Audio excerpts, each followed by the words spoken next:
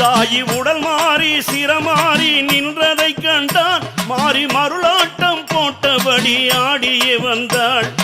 உருமாறி வந்த மனைவி கோலத்தை கண்டார் முனிவர்.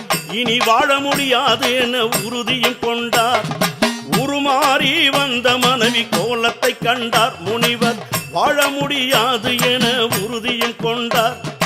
காலன் வந்து கணவன் உயிரை எடுத்து செல்லவே கணவனுடன் உடல் கட்டை தேவி ஏறினாள்.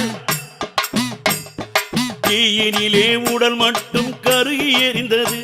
அந்த தீயினிலே உடல் மட்டும் கருகி எரிந்தது. தேவி சிரம் மட்டும் எரியாமல் காட்சி தந்தது.